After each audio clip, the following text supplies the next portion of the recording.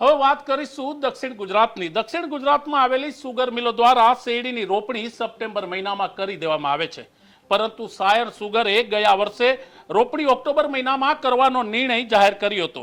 જો કે ચાલુ વર્ષે ફરી સાયર સુગરે રોપણી અંગે યુ ટર્ન માર્યો છે.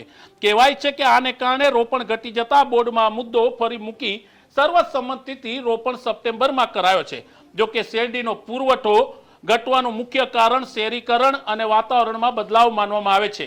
દિન પ્રતિદિન જમીનો વેચાઈ રહી છે અને ખેડૂતો પણ શેરડીનો પાક છોડી અન્ય પાક તરફ વળી રહ્યા છે, જેને કારણે સુગર મિલોમાં દર વર્ષે ઘટ આવી રહી છે અને જેની અસર પણ સુગર મિલો પર પડી રહી છે.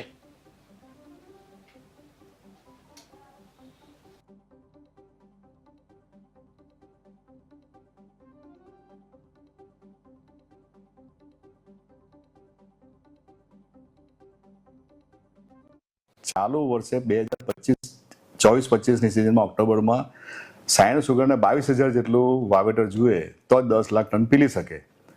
તો એ વાવેતર ફક્ત 16,000 એકર થયું.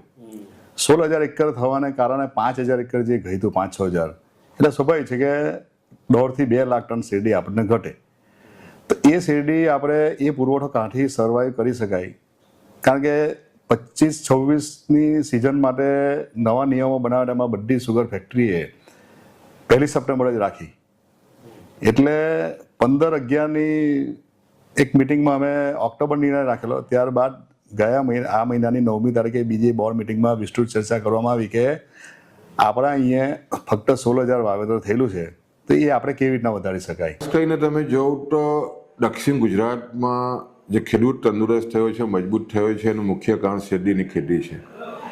પણ છેલ્લા 20 વર્ષથી જે રીતે શેરડીનું ઉત્પાદન ઘટી રહ્યું હોય તો તમે જો તો જે આંકડા જોવો તો સુરતમાં શિક્ષણ સમિતિની